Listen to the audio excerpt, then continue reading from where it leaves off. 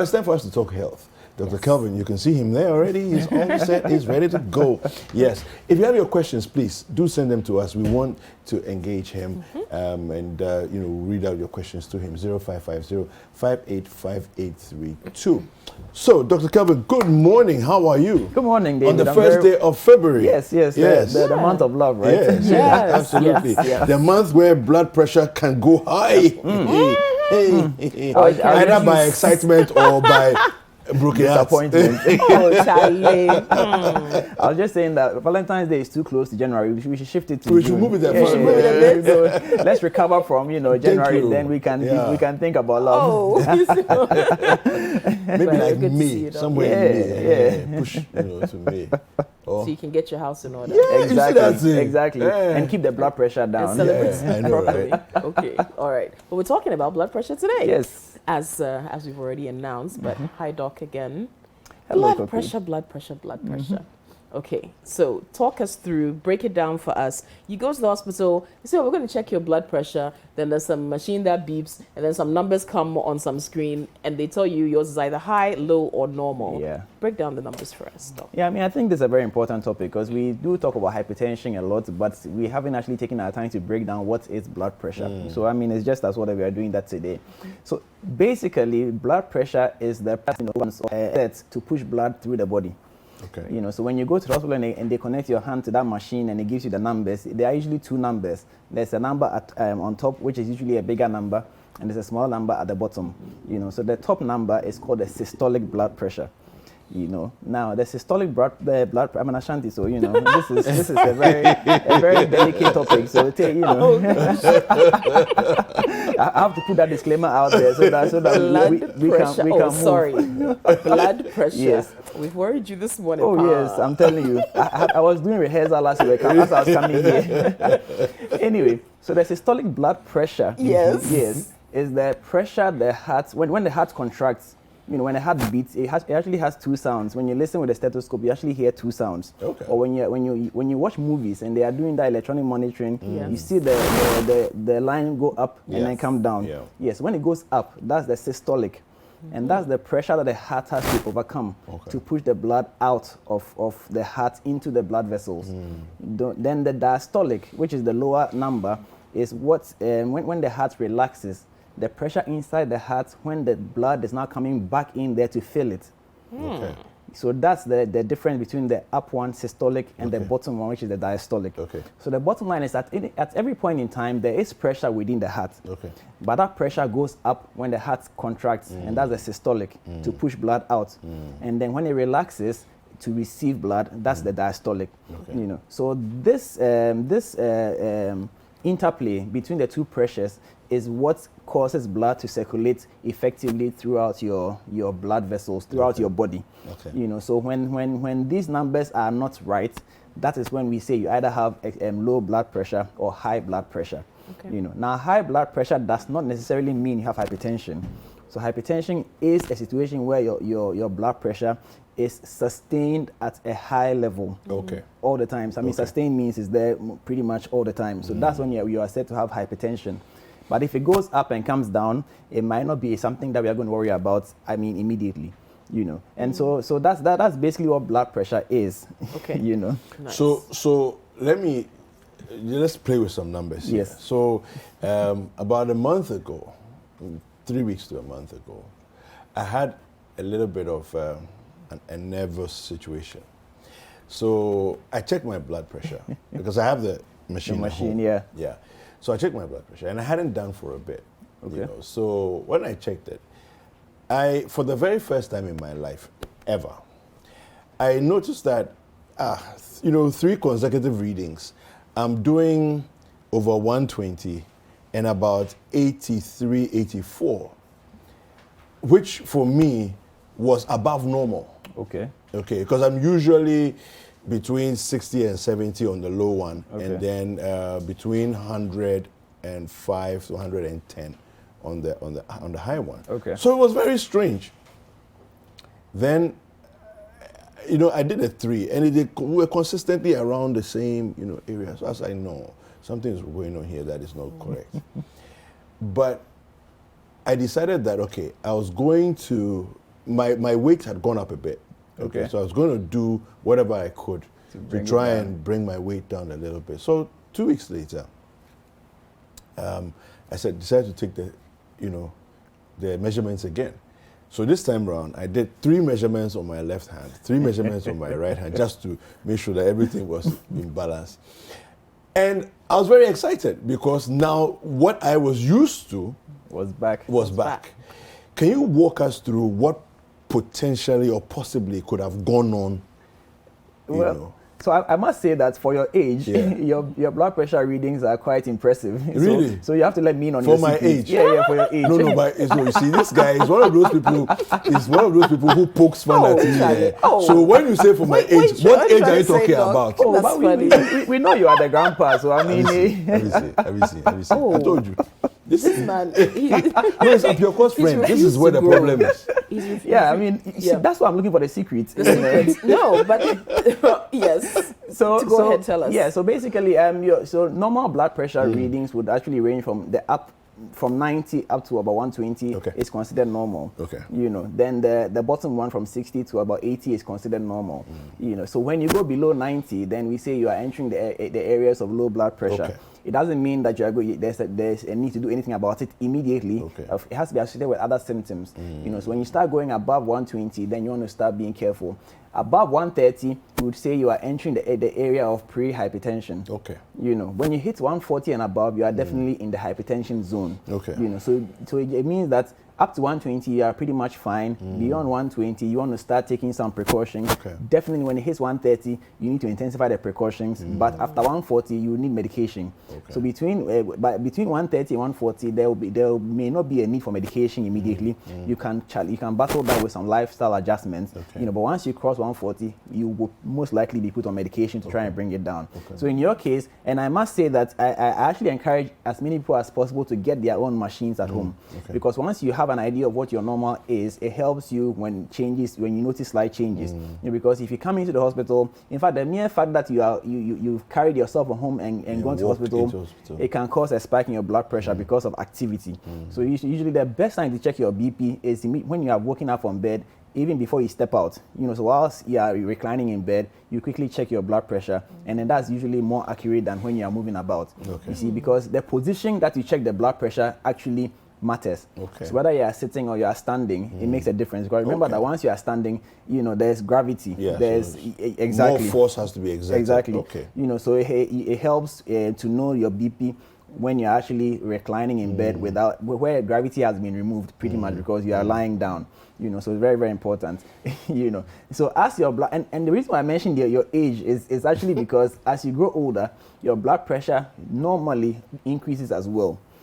So if you are used to a blood pressure of, let's say, 100/60 when you are younger, as you grow older, especially when you cross 40, the BP usually goes up a bit. Because remember that I mentioned that it's a force that the heart is exerting. And every time there's a force movement, it might cause some damage. And so over time, the blood vessels are going to react to the force that the heart is pumping the blood through. And that damage and the attempt at repairing causes stiffening. I'm sure you've heard about arterial sclerosis. Now that's the general term for the hardening of the blood vessels. And then there's the more common atherosclerosis. Yes, which is where you have the fat deposits. So you've had cholesterol, good and bad cholesterol, and the impact it has on plaque formation. Exactly. So that's the more common atherosclerosis. But the general term is arterial sclerosis. But that's for me to know, so don't worry about that. And so all these come into play to cause hardening of the blood vessels, which then can cause your blood pressure to go up, because it means that whereas the heart was initially pumping blood into an elastic vessel, because the arteries, which is where the blood enters from the heart, they are elastic, so they expand to receive the blood. Now with the hardening, it means that expansion is not likely to happen, which then means that there's more pressure on the heart, so the heart has to exert more force to push the blood out. So now we are entering into the reason why hypertension develops. So when the heart has to do more work to get blood out, then the blood pressure goes up because the heart has to contract with more force. So then your upper reading starts going up. And because it's contracted with more force, it means that the muscles of the heart are going to have to do more work. And you know what happens in the gym? When you go to the gym, you do more work with your muscles, so the muscles tend to get bigger. Yeah.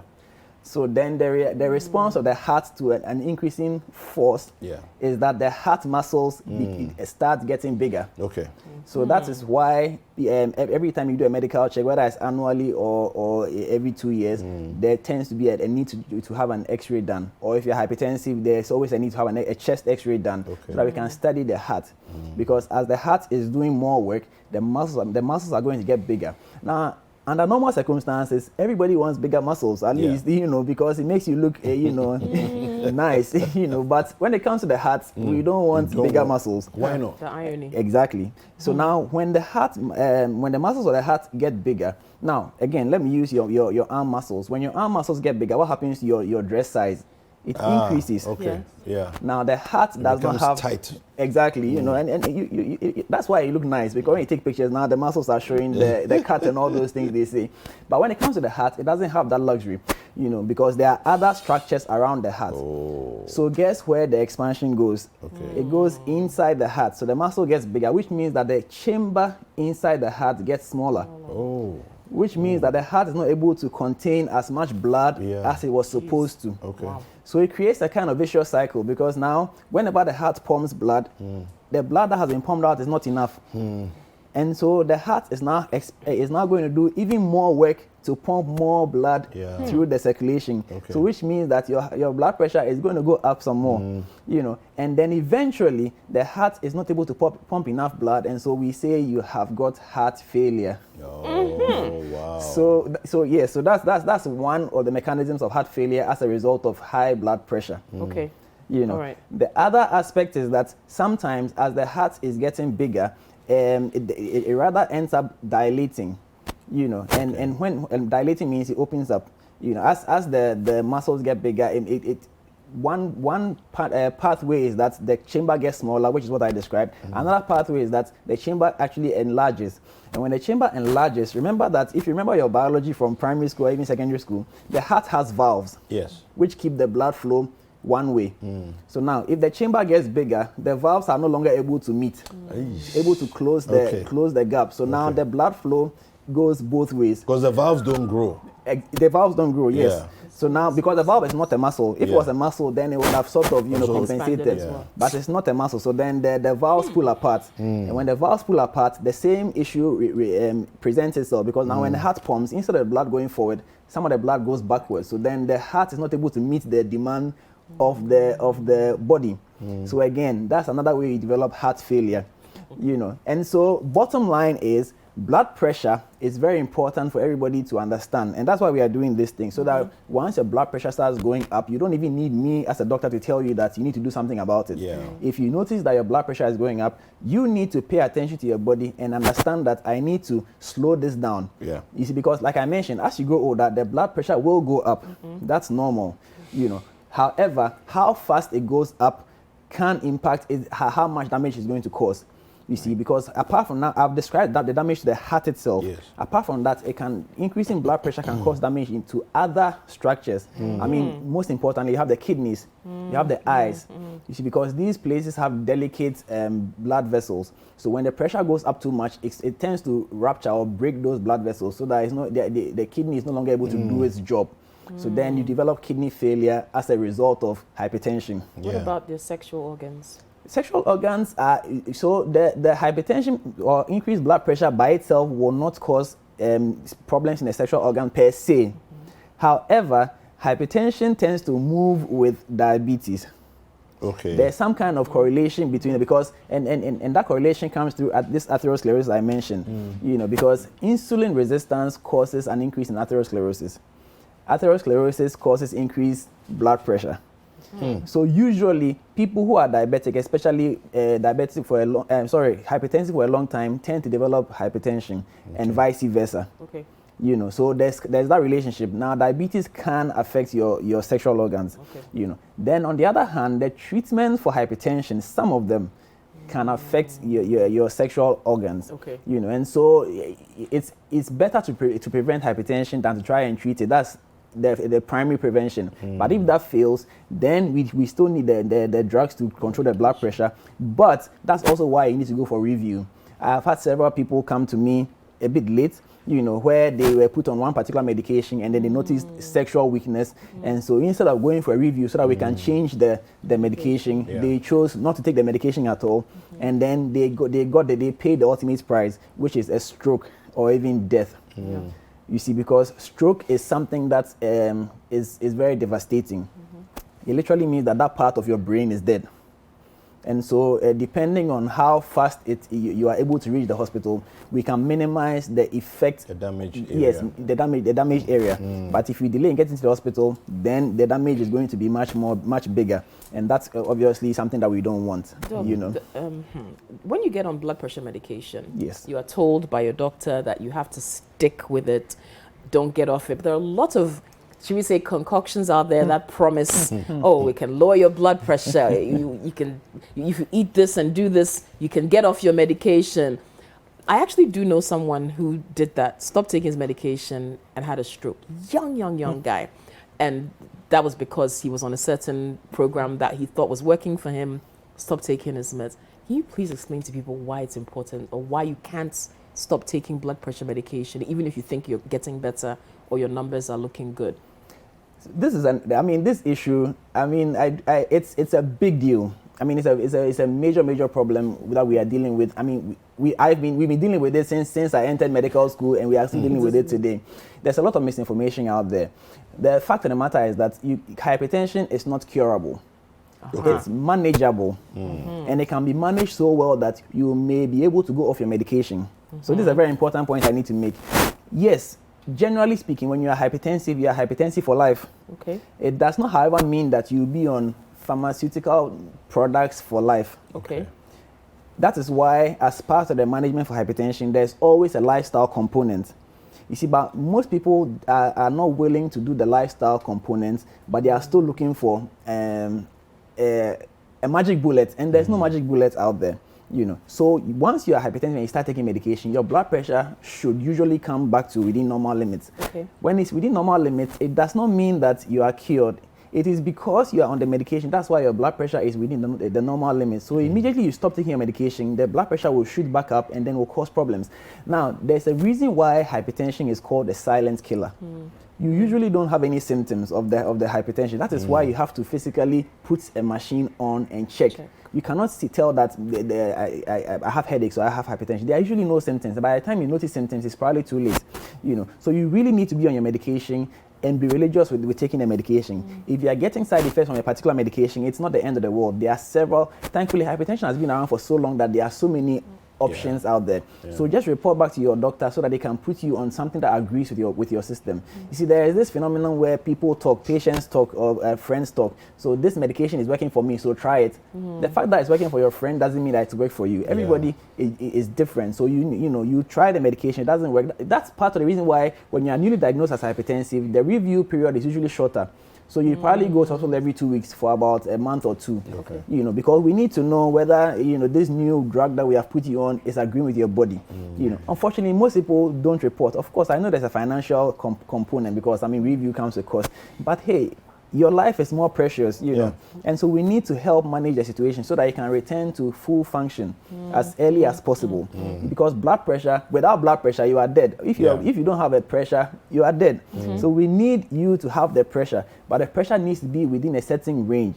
It might take a while to get that range right. So you might have come in with 160/100.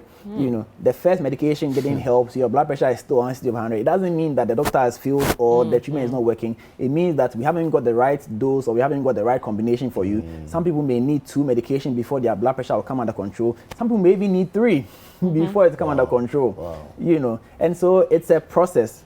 So understand that you are hypertensive for life. But if your hypertension is well managed, then you are hypertensive who is not on hypertension medication. Okay. You still have to go for a review, maybe not every month, but maybe every 2 to 3 months, or maybe every 6 months. You still have to go for a review so that we know if your blood pressure is still being well controlled by the lifestyle modification that you have put in place. And it takes about 6 months to 1 year before those lifestyle modifications will show on the reading. Okay, you know, so it's you need patience basically, and it's a multi-sectorial approach. There's the physician, there's the dietitian, there's in other places there's even the exercise therapist. You know, the physical therapist, that's what they are called. You know, so all these guys are going to come in to offer their opinion on how we can progress with your situation before you can actually get a holistic management of your blood pressure issues. All right, so we have a couple of questions coming through here. I think that whilst you're presenting, you've probably answered them already, but I will just mention them anyway. Martin from Kanishi is asking, I just tuned in, what makes you have high blood pressure? Okay, so the causes of high blood pressure, like I said, age. As you grow older, your blood pressure will naturally go up. You know, hereditary. So it runs in the genes, and in that respect, once you are black, the probability that you develop high blood pressure is significantly higher than the other races, other people in quotes. So generally speaking, we in the black race have a higher risk of hypertension. Interesting. Lifestyle. I mean, you cannot remove lifestyle. Lifestyle is one of the major modifiable risk factors, you know, so drinking alcohol, smoking tobacco, eating a lot of junk food, fatty foods, and all that. Salt, very high on the list of causes. You know, lack of exercise, it can also predispose you to hypertension. You know, then some medication that you were taking for something else can also put you at risk. You know, so there pregnancy can put you at risk of hypertension, stress. You know, and being a man. Being a man. Yeah. Wow. So if you are a black man, that means that your chance of developing hypertension is far higher. Because you are black and you're also a man. Yes. Oh, double whammy. Yeah. Which also means that for a woman, when you cross menopause, your risk is just like a man, because now so whatever the men have been dealing with, now you have also come to join. Wow. Okay, so the last one here. This is Isinam in Uweja. And Isinam is asking, is there a difference between hypertension and blood pressure? Anytime I key in blood pressure on Google, hypertension pops up. Yes, because hypertension is what everybody is worried about. But like I explained, blood pressure is just what the heart has to overcome to push blood through the body. Yeah. So that's blood pressure. And as it increases, it crosses a certain threshold, then you enter into the realms of hypertension. Okay. And hypertension is what will cause all the challenges that we've listed already. Which is preferable, high blood pressure or low blood pressure? Or neither. A normal blood pressure is fine. You see, but you need to understand that it's not just about the reading. It's also other things. So if you supposedly have low, maybe they check your BP and it was 80/50. It's not a big deal, except it's associated with some things like dizziness or tiredness or weakness. Then you know that that's significant, because naturally some people fall on either side of the Bell's curve. So you won't just jump in because the person has a low blood pressure. You want to find out other associated factors as well. Fantastic, thank you. Thank you. So much. Yeah. Very good. I'm going to go home and go and check my again. Right, thank you. Weight and high blood pressure. Just quick comment on that one. Heavy relationship. You need if you're able to drop your weight by just 10 kilos, your blood pressure drops down by 10%. Whoa! So there's a very significant relationship between weight and blood pressure. Wow. That's why you have the BMI. So you need to your BMI it's now there's a challenge as to whether it's entirely accurate or not, but it gives you a fair idea as to where you fall in the area of your weight versus your height. So if you are a certain height, there's an expected weight that you should be. If you go beyond that weight, you need to try and come down to fall within the green line or the green zone. All right, thank you very much. How do people get in touch with you, Doc? Well, I'm active on social media, Kelvin Owusu MD, and so you can reach out and we can arrange something. All right, so that's Dr. Kelvin Owusu, who is the Medical Director for Optima Care Diagnostics.